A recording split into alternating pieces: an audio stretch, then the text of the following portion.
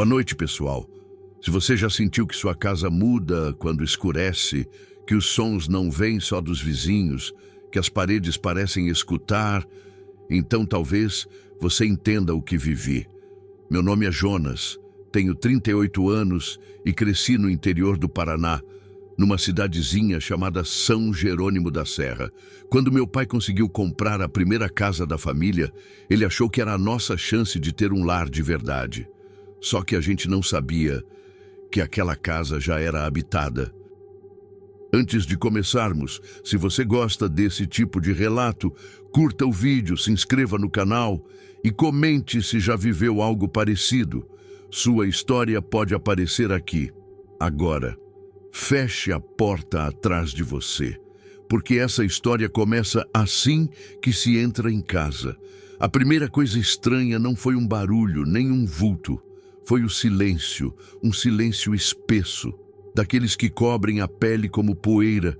A gente se mudou para aquela casa numa segunda-feira de setembro. Eu tinha 12 anos. Era uma casa térrea, simples, com um corredor comprido no meio e quartos dos dois lados.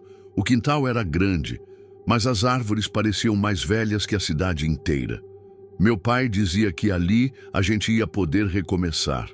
Minha mãe sorriu, mas não respondeu. Hoje, olhando para trás, acho que ela já sentia o que eu só fui perceber depois. Nos primeiros dias, tudo correu normal, exceto por um detalhe. Sempre que a gente entrava em casa, o clima mudava. Não o tempo, mas o jeito das pessoas. Meu pai, um homem falante e direto, começou a cochichar coisas que ninguém entendia. Sentava no sofá e ficava encarando a parede da sala, como se alguém estivesse ali. Minha mãe ficava parada por minutos inteiros, com uma faca na mão, olhando para a pia. Às vezes a gente chamava, e ela nem ouvia. E minha irmã, que sempre foi tímida, ria sozinha no quarto. Mas não era uma risada de criança. Era algo seco, curto, como se estivesse sendo forçada a rir. Na rua, tudo parecia normal. Lá fora, meu pai voltava a ser comunicativo. Minha mãe sorria. Minha irmã corria com os amigos. Mas bastava cruzar a porta da frente. Era como se uma névoa invisível descesse sobre a nossa consciência. Teve um dia que minha avó veio visitar. Assim que ela entrou, parou no tapete da entrada e franziu a testa. Essa casa tem cheiro de coisa guardada demais, ela disse. Depois disso, ela nunca mais voltou. Comecei a anotar as mudanças. Criei um caderninho e escrevia o que via. Hoje o pai disse que o homem da porta falou com ele, mas a porta estava fechada. Minha irmã riu, olhando para o canto vazio do teto. Minha mãe se trancou no banheiro por 2 horas. Quando saiu, não lembrava. E o mais assustador, ninguém comentava essas coisas depois. Era como se eles não lembrassem. Ou pior, como se quisessem fingir que não tinha acontecido. Mas eu via, e comecei a ter medo de entrar naquela casa, porque eu sentia que a casa estava nos mudando. O que me perturbava não era o que acontecia com minha família, era o que não acontecia comigo. Enquanto meu pai falava sozinho e minha irmã ria do nada, eu me sentia imune, observador. Era como se algo me mantivesse desperto, enquanto o resto da casa adormecia num estado estranho de consciência. Mas esse privilégio vinha com um preço, porque eu era o único que via tudo com clareza e não podia contar a ninguém. Lembro de uma tarde abafada, o céu com aquele tom amarelo pálido antes da chuva. Estava sentado à mesa da cozinha quando vi minha mãe parada no corredor. Ela estava de costas, imóvel, como se tivesse esquecido que estava viva. Chamei 1, 2 vezes, sem resposta. Levantei devagar, toquei no ombro dela. Ela virou o rosto com um movimento lento, mecânico. Me encarou por alguns segundos e sorriu. Mas não era minha mãe ali. O sorriso era torto, forçado, e os olhos estavam vazios. Então, ela voltou a andar como se nada tivesse acontecido e entrou no quarto como quem vai só pegar um casaco. mas ficou lá dentro até o fim do dia. Comecei a notar que os quartos pareciam puxar as pessoas. Meu pai raramente saía da sala. Minha irmã se trancava no próprio quarto e passava horas desenhando com lápis de cor, desenhos que ela escondia debaixo da cama. Uma noite, encontrei um deles caído perto da porta. Era uma figura de olhos grandes, braços finos demais, sem boca. Estava desenhado dentro de nossa casa, no lugar da sala, e atrás dele, como uma sombra gigante, havia outra coisa, uma presença, mas não tinha forma definida. Só um borrão escuro, como se ela tivesse tentado apagar, mas aquilo se recusasse a desaparecer. Nessa mesma noite, vi meu pai falando baixo na cozinha. A luz estava apagada. Ele encarava a pia e dizia: "Eu sei que não fui eu. Sei que não sou eu." Ele repetia isso várias vezes, como se estivesse tentando se convencer. Quando acendi a luz, ele parou.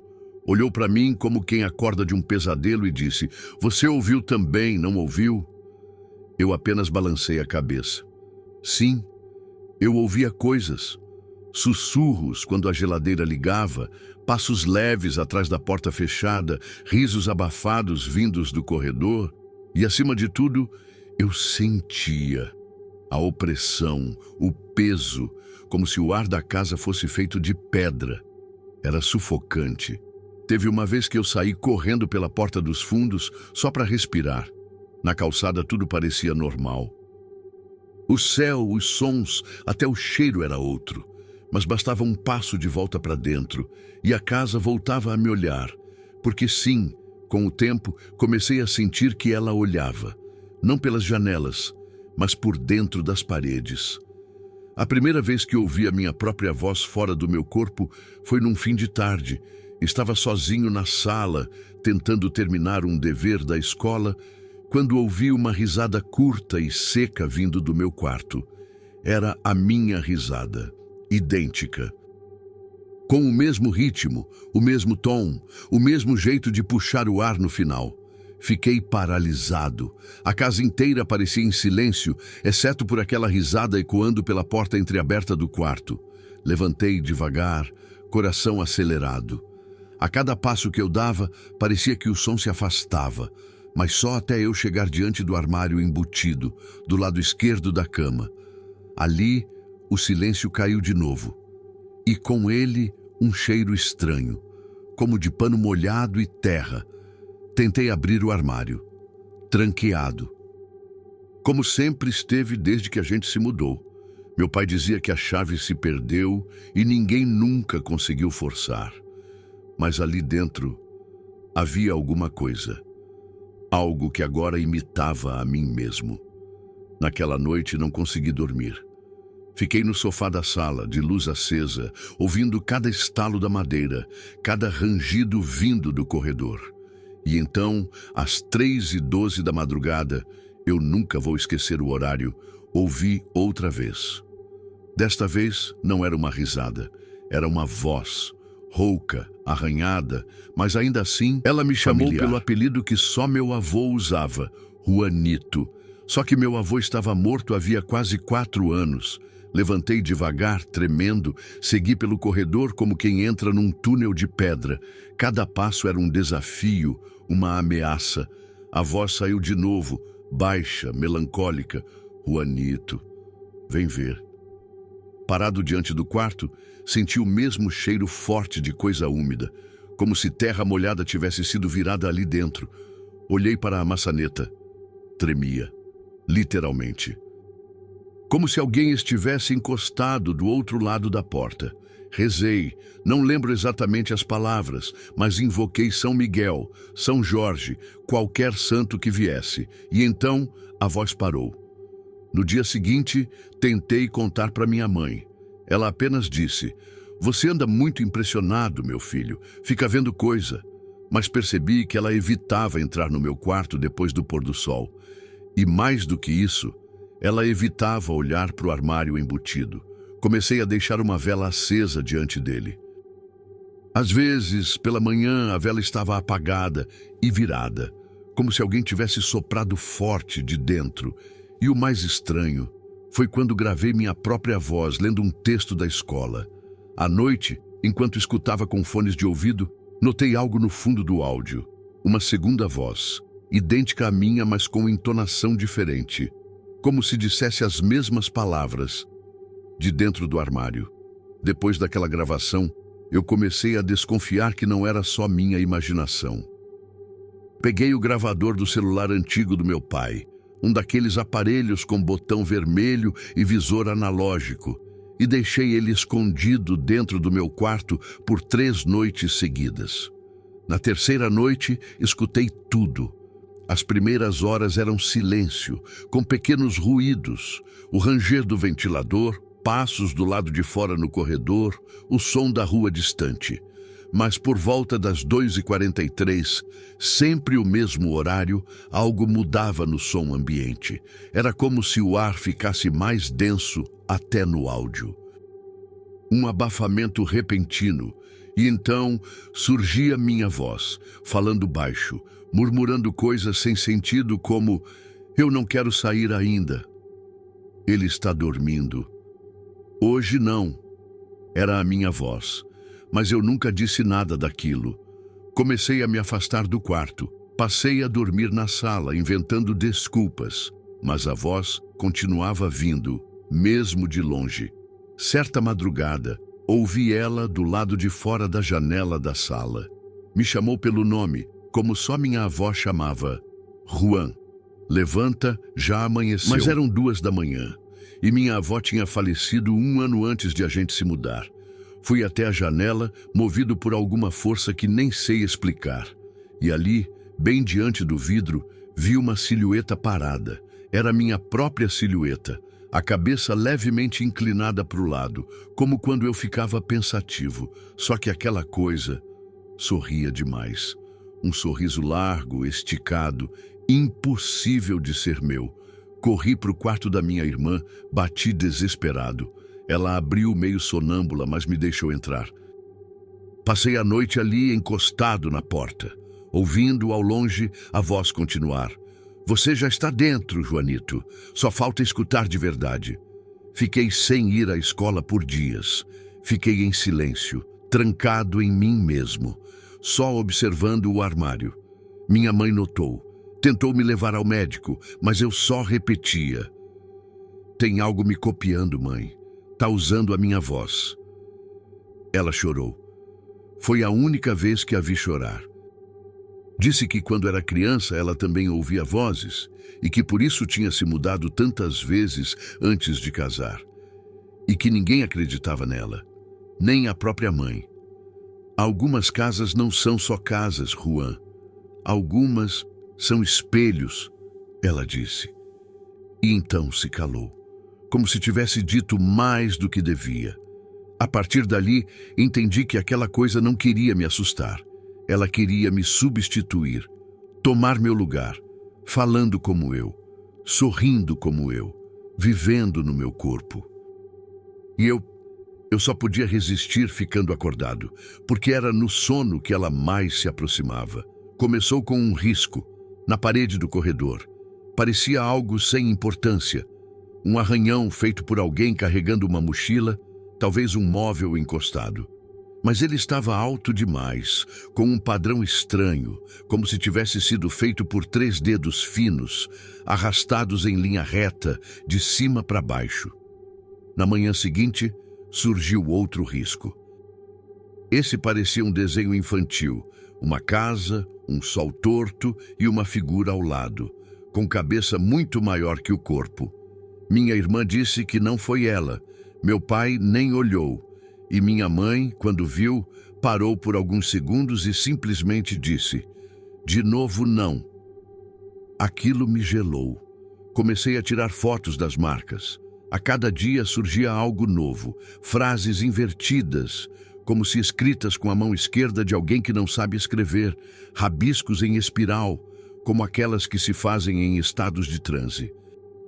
Cruzamentos de linhas com números romanos que ninguém sabia o que significavam. Ninguém lembrava de ter feito nada, mas os traços pareciam familiares. Certa manhã, Notei uma marca perto do rodapé da parede da sala. Era o símbolo que eu costumava rabiscar no caderno, quando entediado. 3 triângulos entrelaçados. Só que eu nunca desenhei isso fora do papel. Naquela noite, tomei coragem e coloquei a câmera do celular gravando o corredor. Cobri a tela com fita adesiva, deixei o brilho no mínimo e apoiei de forma que filmasse toda a parede onde as marcas costumavam aparecer. Revisei o vídeo na manhã seguinte. Nada nas primeiras 2 horas. Depois, algo passa rapidamente diante da câmera, mas rápido demais. Um borrão. Às 2h47, o corredor fica completamente escuro, como se a luz natural da lua tivesse sido sugada. E então aparece. Não uma entidade, não uma sombra, uma pessoa da casa, andando descalça, em silêncio. Cabeça abaixada, o rosto coberto pelos cabelos e o corpo sorrindo. Era minha irmã. Mas havia algo errado com ela. Ela andava como se estivesse dormindo, mas com os olhos abertos, vidrados.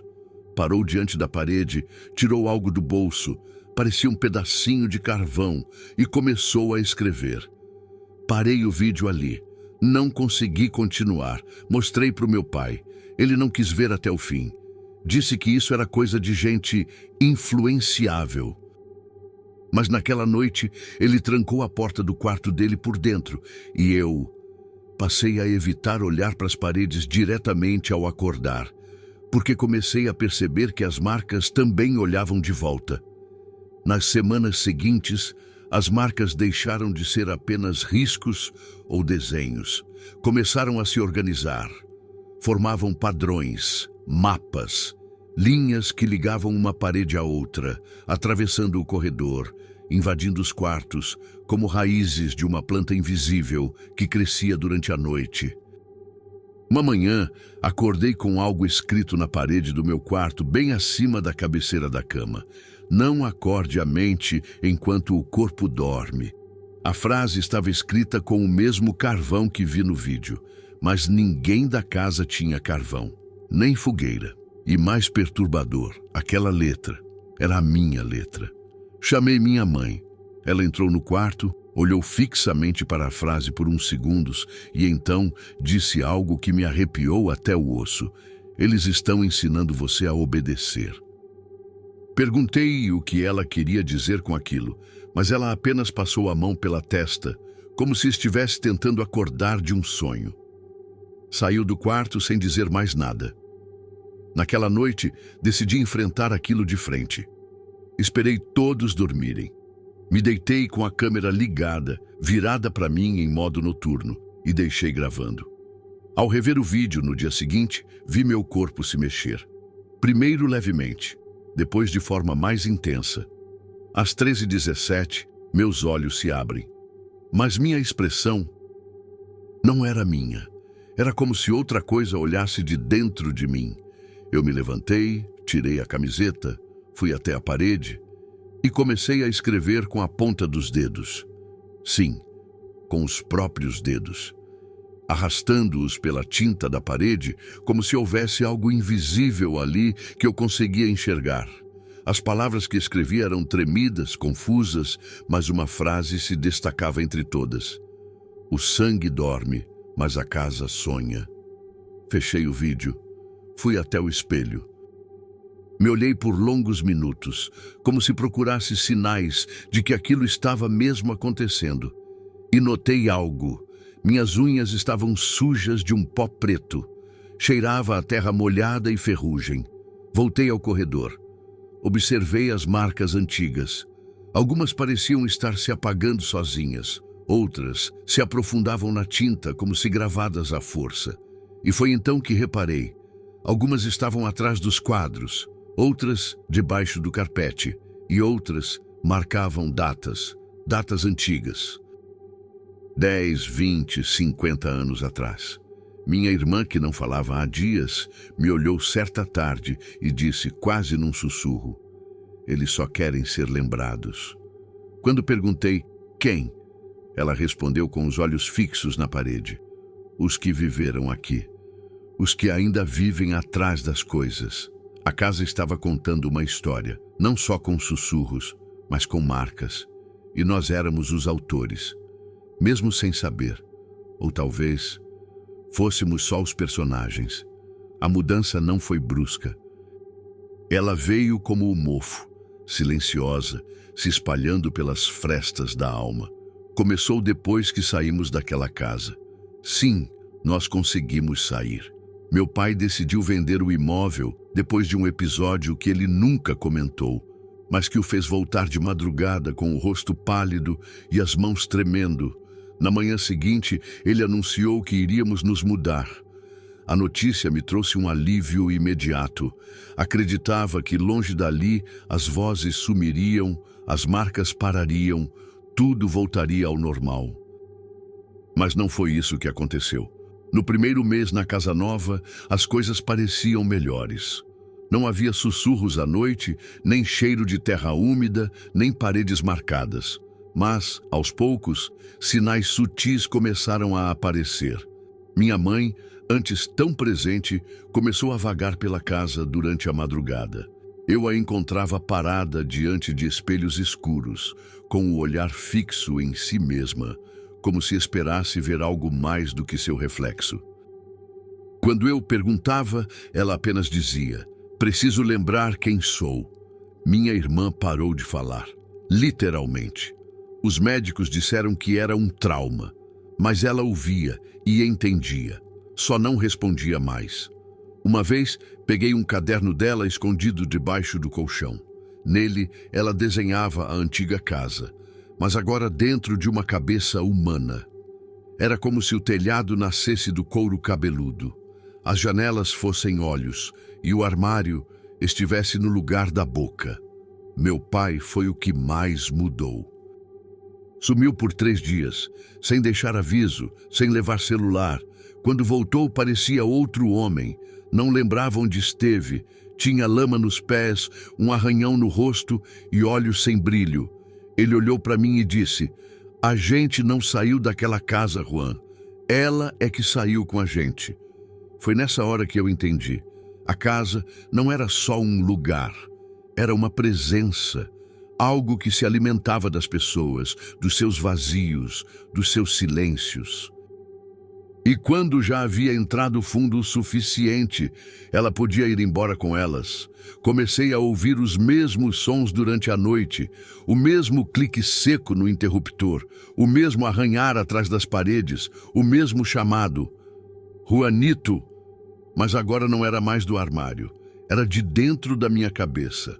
Ou, talvez, do lugar onde minha cabeça guardava a casa.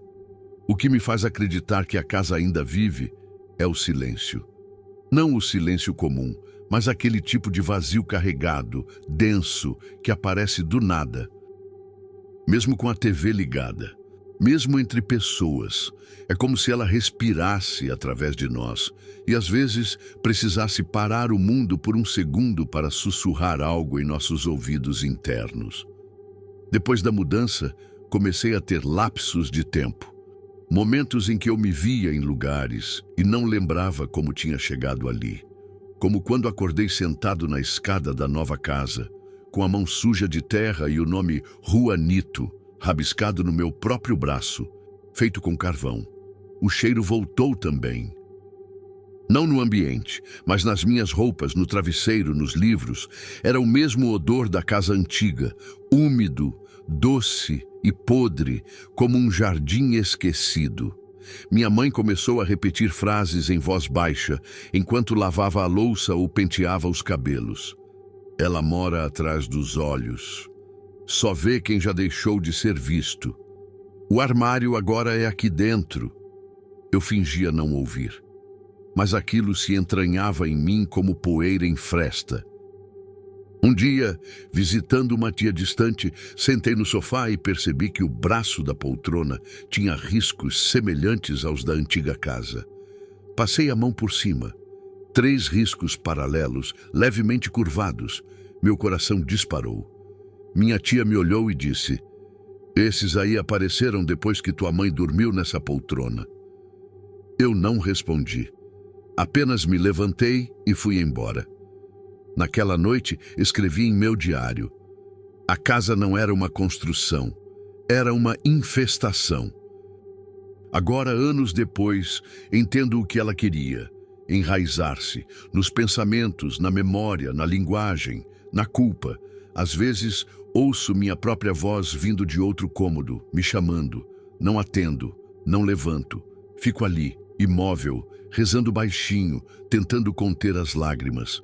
A casa se manifesta nos momentos de maior fragilidade, na insônia, na febre, na saudade. É por isso que eu evito espelhos, evito gravações da minha voz, evito dormir de porta aberta, porque eu sei. Se ela encontrar uma fresta, ela volta. E se você ouviu minha história até aqui, se alguma parte dela pareceu familiar, se sua casa já ficou estranha em silêncio, então talvez você também tenha levado um pedaço dela com você. Obrigado por assistir até o fim. Se você já passou por algo parecido, deixe nos comentários. Sua história pode ajudar alguém a não se sentir tão sozinho. Curta, compartilhe e se inscreva no canal. E lembre-se, nem toda casa assombrada está do lado de fora. Se você chegou até aqui, obrigado por me ouvir. Essa história ainda vive dentro de mim e talvez agora viva um pouco em você também. Se esse relato te arrepiou, te fez lembrar de algo que nunca conseguiu explicar, deixe seu like. Isso ajuda mais pessoas a encontrarem esse tipo de história. Se inscreva no canal para receber novos relatos como esse. Toda semana, uma nova lembrança esquecida ganha voz. E o mais importante, compartilhe essa história com alguém que você conhece. Você nunca sabe quem pode estar morando com uma casa dessas dentro de si. E por favor, comente aqui embaixo. Se você já viveu algo parecido, se sua casa já falou com você, conte sua história. Eu vou ler cada comentário.